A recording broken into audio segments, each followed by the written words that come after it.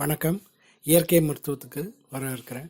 இப்போ நம்ம பார்க்கக்கூடிய இந்த வீடியோ என்ன அப்படின்னு பார்த்தீங்கன்னாக்கா, முழுக்க ஆண்களுக்கு சம்மந்தப்பட்ட வீடியோ தான். இந்த வீடியோ ரொம்ப முக்கியமான விஷயம். அதாவது கிட்டத்தட்ட 57 பேர் இந்த கேள்வியை கேட்டிருக்கீங்க. அதுவும் பலமுறை திரும்ப கேட்டிருக்கீங்க. சில மறைமுக இடங்களில் உபயோகப்படுத்தக்கூடிய எண்ணெயினால் வரக்கூடிய நன்மைகள் என்ன, தீமைகள் என்ன அப்படின்னு சொல்லி கேட்டிருக்கீங்க. இன்னும் பல பேர் என்ன அப்படின்னு பார்த்தீங்கன்னாக்கா, நான் தொப்புளில் வைக்கிறேன், தலையில் இந்த எண்ணெயை தடவுறேன், இதையும் இந்த இடத்துல நம்ம தடவ முடியுமா, இந்த நம்மளுடைய மறைமுக இடங்களில் தண்டு இடத்துல இது தடவுனா என்ன பிரச்சனை வரும், நன்மையா தீமையா அப்படின்னு கேட்குறீங்க. இதில் ரொம்ப முக்கியமான விஷயம் என்ன அப்படின்னு பார்த்தீங்கன்னாக்கா, ஒரு சில எண்ணெய்கள் ஒரு சில இடங்களில் உபயோகப்படுத்தக்கூடாது. இதுதான் ரொம்ப முக்கியம். ஏன் அப்படின்னா, இது நம்ம தெரிஞ்சு செய்கிறதில்ல, யார்கிட்டையும் கேட்டு செய்கிறதில்ல. சூடுக்கு இந்த எண்ணெயை தடவுனா வேலை செய்யும்னு பல பேர் சொல்கிறாங்க. அப்போ நம்ம இதை செய்யலாமே அப்படின்னு சாதாரணமாகவே சிந்திச்சு செய்யக்கூடிய விஷயமாக தான் அது இருக்கும். இந்த மாதிரி சின்ன தெரியாத தவறுகள் நாளைக்கு அதை பெரிய விஷயமாக பாதிக்குது. சரி, என்ன அப்படின்றத பற்றி பார்க்கலாம். பொதுவாக ஆமணக்க எண்ணெய், அதாவது விளக்கெண்ணெய் ஏற்றக்கூடியது, நல்ல குளிர்ச்சி தரக்கூடியது. அதை நம்மளுடைய மறைமுகம் அந்த தண்டில் தடவுனா எதுவும் பிரச்சனை வருமா அப்படின்னா, பொதுவாகவே இந்த விளக்கெண்ணெய் அந்த தண்டு வடத்தில் அப்ளை பண்ணலாமான்னா பண்ணலாம்.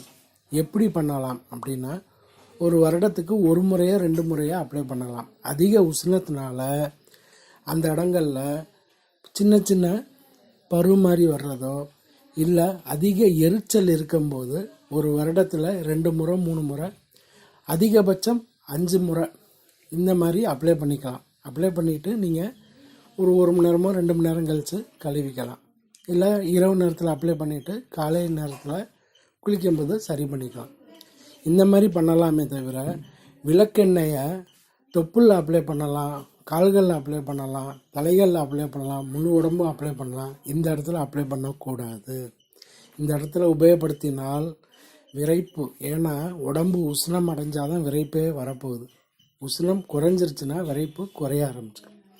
ரத்தம் நல்லபடியாக சுழற்சி ஏற்படும் போது அந்த இடத்துல போய் இந்த விளக்கெண்ணெயை கொடுத்துட்டிங்கனாக்கா அது என்ன ஆயிரும்னாக்கா சுழற்சி குறையும்.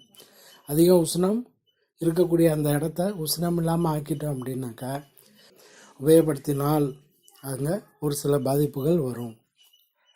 அந்த இடத்துல தொடர்ந்து உபயோகப்படுத்தக்கூடிய எண்ணெய் அப்படின்னு பார்த்தோம்னாக்கா, ஒன்று ஆலிவ் ஆயில்.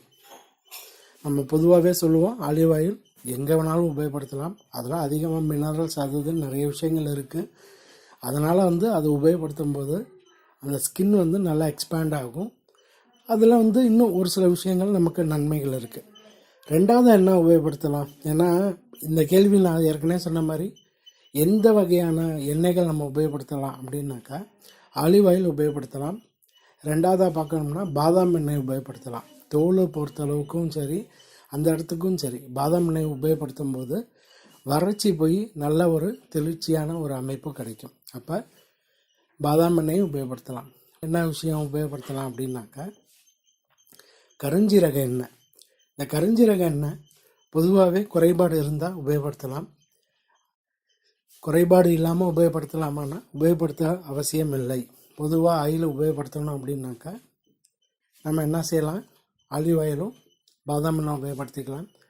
ஆயில் பாத் எடுத்துக்கும்போது பொதுவாக நல்லெண்ணெய் உபயோகப்படுத்தலாம். அது எந்த கெடுதலும் பண்ணாது. விளக்கெண்ணெயை அதிகமாக அந்த இடங்களில் உபயோகப்படுத்தும் போது சில தொந்தரவுகள் சில நாள் கழித்து உங்களுக்கு வெளிப்படையாக வரும். நல்லா இருக்கக்கூடிய விஷயங்கள் நம்மளே இந்த தவிர திரும்ப செய்யாதீங்க. இந்த வீடியோ கண்டிப்பாக பல பேருக்கு உபயோகரமாக இருக்கும்னு நினைக்கிறேன். நான் சொல்லியிருக்கக்கூடிய விஷயங்களை கண்டிப்பாக நீங்களும் யோசனை பண்ணிவிட்டு அதுக்கேற்ற மாதிரி உங்களுடைய அந்த அமைப்புகளை மாற்றிக்கோங்க.